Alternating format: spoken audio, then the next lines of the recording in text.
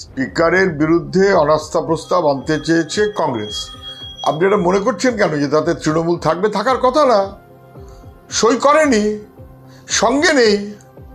BJP একটু অসুবিধায় পড়বে এমন কোনো প্রকল্পে গত বছরের পর বছর ধরে আপনি তৃণমূলকে সঙ্গে দেখেছেন? না। তৃণমূল প্লেইং ইন্টু দ্য এক গ্যালারি, অনেক কথা বলবে, সব ঠিক, কিন্তু যেখানে একটু বিজেপির অসুবিধা হতে পারে সেখানে আপনি তৃণমূলকে পাবেন না। বিল পেশ হবে, বিজেপির তাতে পলিটিক্যাল সুবিধা হবে, খুবই একটা আগ্রহ। আপনি আর কিছু না পারলে দেখবেন তখন তৃণমূল ওয়ার্কআউট করছে যাতে বিজেপির সুবিধা হয়। জগদীপ ধনখড় রাজ্যপাল পশ্চিমবাংলার, এবার রোজ দুবেলা ঝগড়া, মানে ভাবা যায় না। তারপর উনি উপরাষ্ট্রপতি হলেন, সাহায্য করলো কে? তৃণমূল। না বুঝবার কি আছে? জগদীপ ধনখড় এখন কি করছেন আমি বলতে পারবো না, কিন্তু বিজেপির অসুবিধে হবে এমন কোনো প্রকল্পে আপনি তৃণমূলকে কখনো পাবেন না।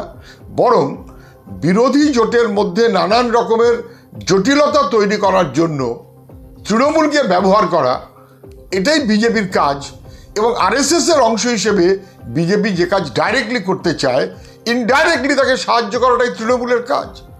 ফলে স্পিকারের বিরুদ্ধে অনাস্থায় আপনি ওকে পাবেন না। উনি বারে বারে যাবেন, একবার উনি যাবেন, একবার ভাইপো যাবেন, নির্বাচন কমিশনের কাছে যাবেন, বেরিয়ে এসে বলবেন ইমপিচমেন্ট। এগুলোকে বোঝে যে কোনটা কীরকম এবং কী উদ্দেশ্যে।